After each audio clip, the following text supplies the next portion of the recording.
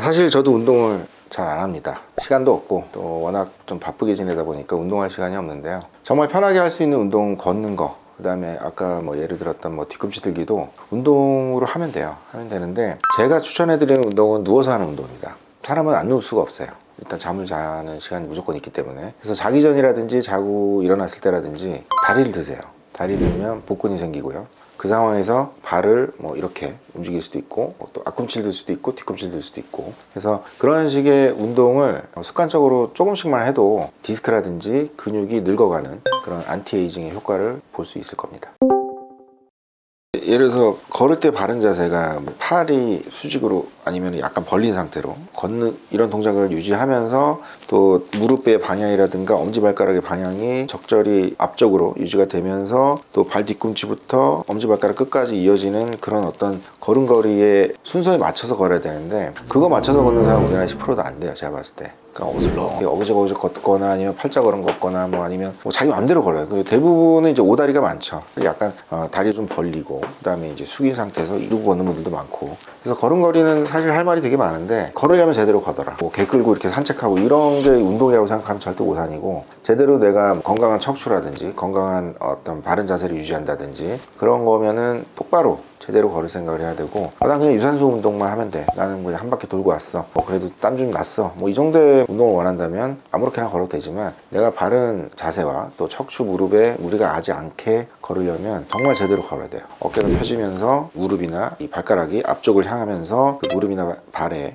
부하가 크게 걸리지 않게끔, 망가지지 않게끔 걷는 게 중요하다, 이렇게 얘기 드리고 싶습니다. 척추, 특히 허리는 이 기둥이 있고 그걸 싸고 있는 근육들이 있다고 그랬죠. 그래서 근육이 빨래줄처럼 얇으면 이 기둥이 삐걱삐걱 거릴 거고, 동아줄처럼 튼튼하게 있으면 이 기둥이 단단하게 잡혀서 일단 허리의 부하가 좀 많이 줄 거예요. 근데 이 허리를 싸고 있는 이 근육을 장요근이라고 하고, 이 장요근이 이 대퇴골에 붙어 있다고 그랬죠. 그래서 내가 대퇴골을 자꾸 움직여서 이 장요근을 계속 자극시키고 키우면은 이 근육이 동아줄처럼 더 두꺼워지고 또 이 허리 디스크라든지 뼈를 타이트하게 잡아주면서 허리에 무너지는 그런 것들을 좀 막아줄 수가 있어요. 일단 걷기 운동이 허리 좋은 이유는 이 장요근을 키워서 이 허리로 가는 부하를 좀 같이 덜어줄 수 있는 그런 효과 때문이다, 이렇게 이해하시면 되겠습니다. 걸음 걸을 때요, 걸음 걸을 때 크게 두 가지를 환자분들한테 말씀드리는데, 절대 무리해서 걷지 마라. 그러니까 예를 들어서 내가 할 수 있는 한계가 뭐 1시간인데 막 길을 쓰고 4시간 5시간 걷는 분들이 있어요. 나는 아파도 이거를 이겨내야 돼, 병원에서 걸으라고 했어, 걷는 게 좋다고 했어. 그래서 맹목적으로 뭐 아픈데도 걷거나 뭐 이런 분들이 있어. 그렇게 걷는 거 권하지 않고요. 두 번째는 팔자걸음 걷는 분들이 있어요. 이분들은 걸으면 걸을수록 발이 망가집니다. 무릎도 망가지고요. 그래서 가급적이면 똑바른 방향을 유지하면서 걸음걸이를 해야 되고, 잘 모르시겠으면 엄지발가락으로 채면서 걷는다, 이것만 머릿속에 하시면, 내가 엄지발가락 끝으로 그렇게 걸어야지 엄지발가락 옆으로 이런 걷는 팔자걸음을 하면 나중에 나이 먹어서 오히려 무지해반증 오고, 그 다음에 무릎 연골 다 닳고, 잘못된 걸음은 오히려 더 발이나 무릎 쪽을 좀 망가뜨릴 수 있습니다. 허리에는 크게 부담이 안 갈지 몰라도 일단 그쪽으로 더 안 좋기 때문에 바른 걸음으로 적당히 걷는 걸 추천해 드립니다. 요즘 계단 오르기 운동을 많이 하시는데요. 이제 운동의 종류가 크게 이제 3가지가 있다고 그랬죠. 유산소, 유연성, 근력 운동, 크게 3가지가 있으면 유산소에는 좋아요, 계단 운동이. 근데 우리가 내려가는 운동, 계단 내려가는 운동은 무릎이나 허리에 분명히 부하가 걸립니다. 우리가 예를 들어서 발을 디딜 때 어떤 체중 부하가 걸리게 되는데, 일반적인 평지나 오르막 같은 경우에는 체중 부하가 많이 걸리지는 않아요. 근데 내려갈 때는 훨씬 더 많은 체중 부하가 걸리기 때문에 무릎이든 허리든 영향을 줍니다. 그래서 올라갈 때 걸어 올라가고 내려올 때 엘리베이터 타고 뭐 이 정도의 운동은 권해드리지만, 그런 게 아니라면 그냥 일반 평지가 훨씬 더 안전하고 효과적이라고 보시면 되겠습니다.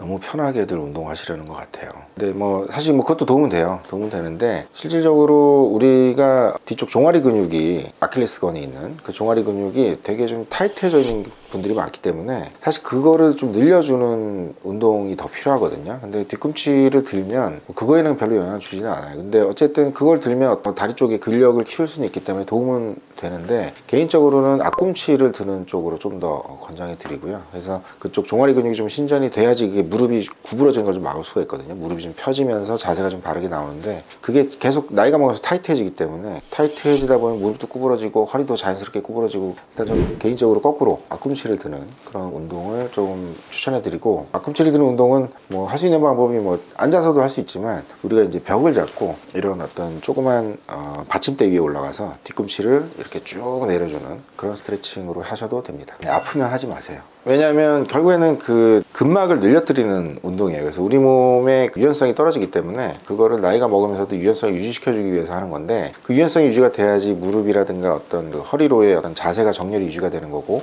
근데 그러면서 근막이 찢어지는 경우가 있어요. 손상이 가거나. 그러면 하면 할수록 그 찢어진 게 더 커지겠죠. 오히려 나는 운동을 한다고 이걸 늘어뜨리려고 했는데 늘려지는 게 아니라 찢어지는 거죠. 그러면 운동을 오히려 역효과가 나는 거기 때문에 뭐든지 운동은 안전한 게 중요해요. 안전. 그래서 아프면 하지 마세요.